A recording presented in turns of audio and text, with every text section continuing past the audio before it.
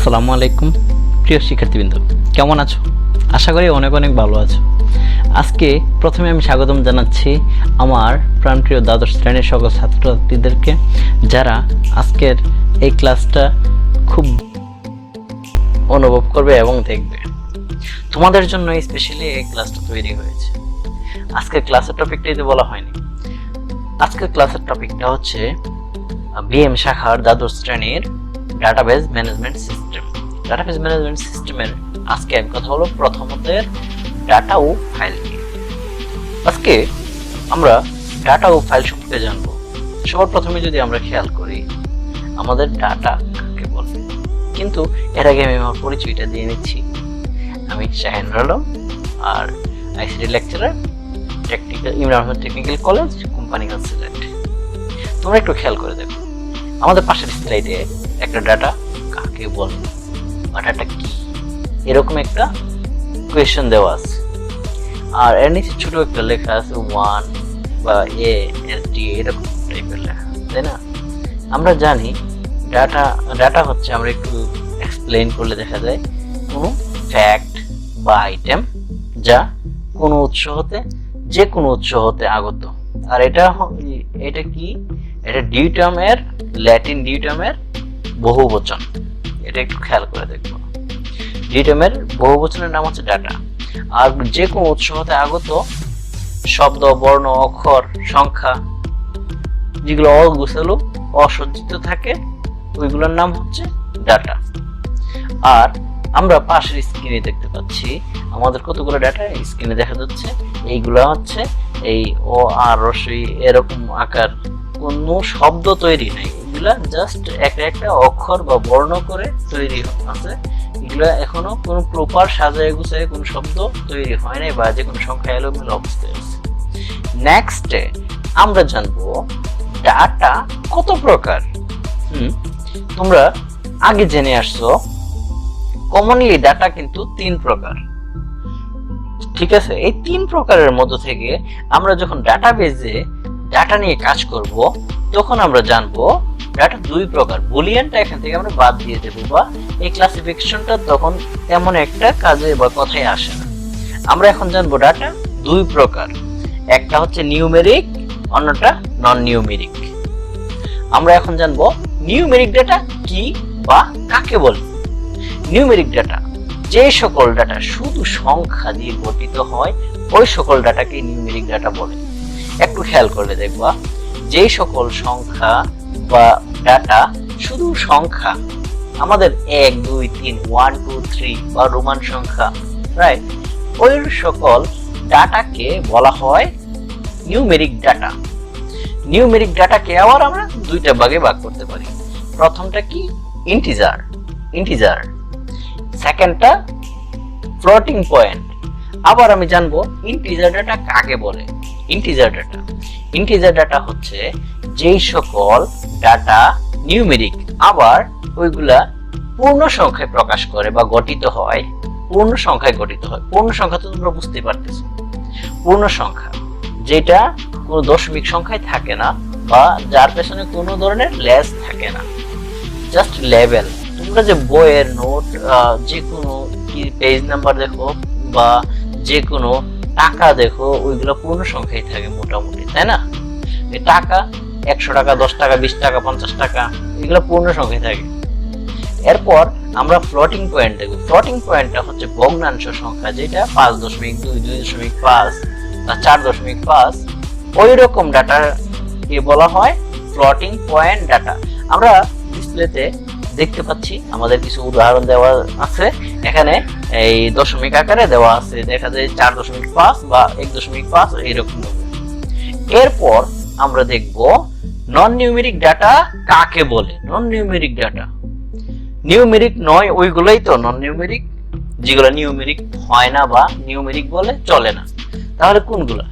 নন numeric হচ্ছে যে কোনো ফাইল, আমরা একটু বিস্তারিত বুঝি, যে কোনো শব্দ, বর্ণ, শব্দ, রাইট, শব্দ, গ্রাফিক্স, অ্যানিমেশন, ওইগুলা গ্রাফিক্যাল অ্যানিমেশন অনেকগুলো আছে না, বা অবজেক্ট, ওইগুলাকে বলা হয় নন নিউমেরিক ডাটা।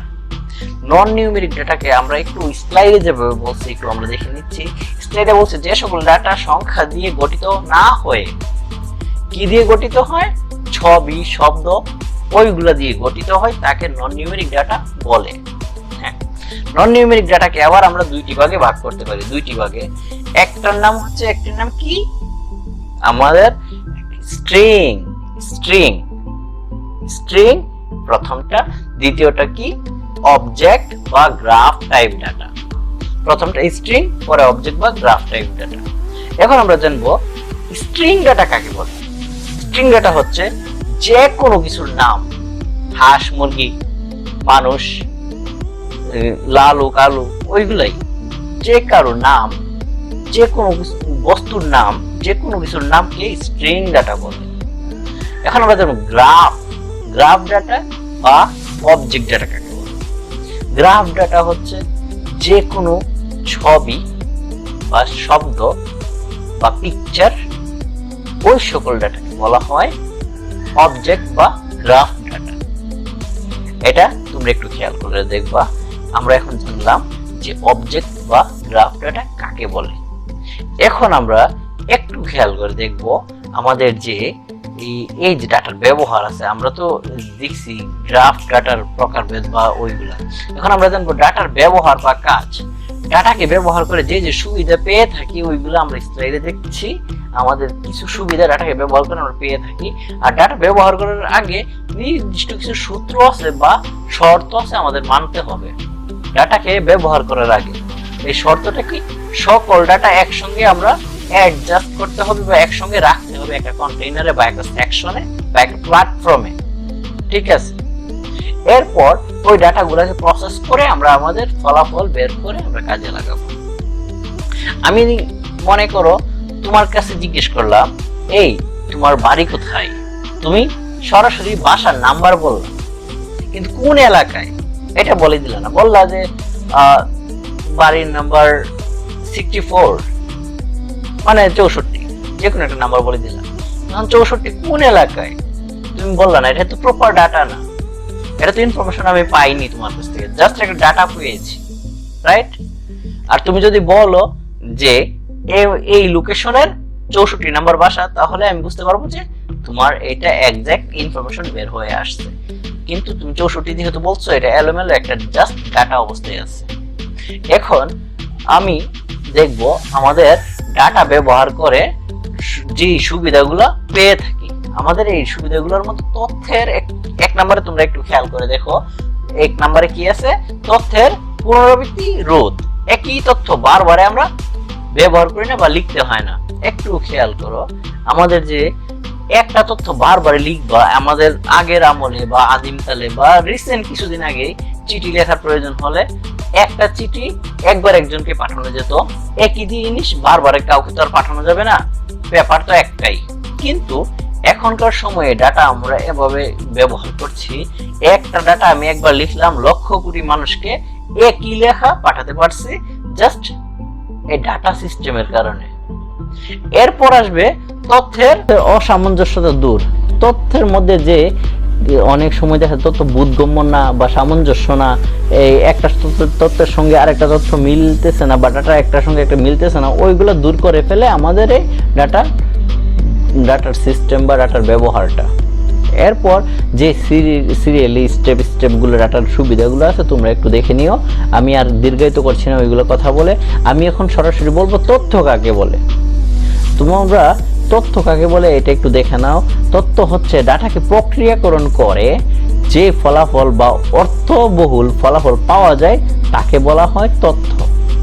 আর তথ্য মূলত গুছালু ডাটাকে বলা হয়। আমরা এখানে স্ক্রিনে দেখতে পাচ্ছি অগুছালু ডাটা কতগুলো দেখা যাচ্ছে, রোল নাম্বার দেখা যাচ্ছে, নাম, স্বামী, জামি, ওইগুলো অনেক ধরনের নাম দেখতে পাচ্ছ তোমরা স্ক্রিনে, এই যে দেখা যাচ্ছে, ওইগুলাকে আমরা একসঙ্গে নিয়ে আমরা আগে বলছি একটা কন্টেইনারে বা একটা সেকশনে বা একটা প্ল্যাটফর্মে নিয়ে এরপর কম্পিউটারাইজ করে আমরা এগুলা মিক্স আপ করব বা একটা প্রসেস করে আমাদের পাশের একটা স্ক্রিনে তোমরা একটু খেয়াল করো, ওখানে তথ্য গুছালু ডাটা আমরা দেওয়া আছে রুল, এরপর নাম, এরপর শ্রেণী, ওইগুলো দিয়ে তোমাদের ক্লাসিফাই করে এক একজনের সিস্টেমে যার যার এটা দেওয়া আছে, এটা খেয়াল করছো?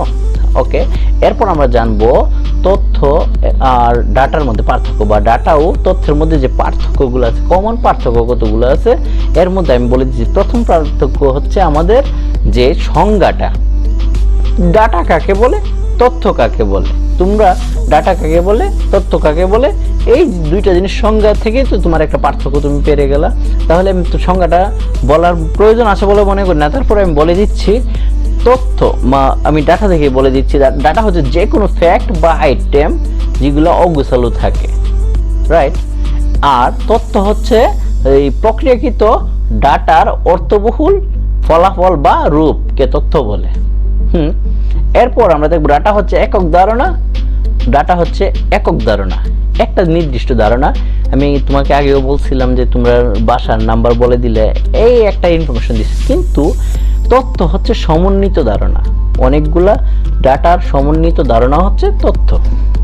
এরপর আমরা দেখব আমাদের তথ্য পাওয়া গেল, আর তথ্য সমন্বিত ধারণা। এরপর ডাটা হচ্ছে উৎস, ডাটা যে কোনো জায়গা থেকে আমরা উৎস থেকে নেব বা উৎস হিসেবে নেব। আর তথ্য হচ্ছে ফলাফল, তথ্যটা ডাটা উৎস, তথ্য হচ্ছে ফলাফল। এরপর হচ্ছে ডাটা এলোমেলো অবস্থায় থাকে। ডাটা যে কোনো সময় এলোমেলো থাকতে পারে, যে কোনোভাবে থাকতে পারে, কিন্তু ডাটাকে আমরা প্রসেস করে বা প্রক্রিয়া করে আমরা ওইটাকে ফলাফলে রূপান্তর করব। তাহলে বলতে পারি ডাটা হচ্ছে এলোমেলো আর তথ্য হচ্ছে গুছালো, রাইট। এরপর আসবে ডাটা অর্থবহুল নয়। ডাটার কোনো নির্দিষ্ট অর্থ প্রকাশ পায় না, কিন্তু তথ্যের একটা সুগঠিত এবং সাজানো অবস্থায় বা তথ্য অর্থবহুল হয়, ওই জন্য বলা হয় ডাটা অর্থবহুল নয়, তথ্য অর্থবহুল, রাইট। এরপর আমরা দেখব সকল তথ্যই ডাটা হতে পারে, কিন্তু সকল ডাটায় তথ্য নয়। সকল ডাটা কিন্তু তথ্য হতে পারে, কিন্তু সকল তথ্যই ডাটা হয় না, সকল ডাটাই তথ্য নয়, রাইট। এরপর আমরা দেখব এই যে আমাদের একটা উদাহরণ দেওয়া আছে, মার্ক দেওয়া আছে কয়েকটা, এই বাংলা, গণিত বা ইংলিশে যে মার্ক আছে এইগুলা আলাদা আলাদা অবস্থায় আছে, কিন্তু এর যোগফলটা আমরা কি করি, আমরা প্রসেস করে যে ফলাফলটা পাই ওইটা হচ্ছে আমাদের টোটাল যোগফল। 267 নাম্বার একজন পেয়েছে, ওইটা আমরা তথ্য পেয়েছি 267, রাইট। আজকে আমরা যেই টপিকগুলো আলোচনা করছি এগুলো আমি আবারও তোমাদের সামনে রিভিউ করছি, তোমরা এগুলো দেখে নাও। আর তোমাদের এখানে যদি কোনো প্রকার কোনো প্রশ্ন থাকে অবশ্যই আমাকে কমেন্ট সেকশনে জানাবা, অবশ্যই তোমরা বলবা যেন তোমাদের যে কোনো প্রশ্ন থাকুক। এখন আমি বলে দিচ্ছি, প্রথমে আমরা দেখছি ডাটা কি, এটা দেখে ফেলছি। এবার ডাটার কত প্রকার ওইটা দেখছি, ডাটার কাজ ওইটা দেখছি। এরপর আমরা দেখছি কি তথ্য কি এবং ডাটা ও তথ্যের মধ্যে পার্থক্য। তাহলে আমরা আজকে 5টা জিনিস শিখলাম, এই 5টা জিনিস তোমরা প্র্যাকটিস করবো। আর সর্বশেষে আমি আবারও তোমাদের সবাইকে অনেক শুভেচ্ছা এবং ধন্যবাদ জানিয়ে আমি আমার ক্লাস এখানে সমাপ্তি করছি। এর আগে আবারও বলে দিচ্ছি, যদি কোনো প্রশ্ন থাকে অবশ্যই আমার কমেন্ট সেকশনে তোমরা বলে দেবা, তোমাদের জন্য কমেন্ট সেকশন সবসময় খোলা আছে, রাইট। আসসালামু আলাইকুম।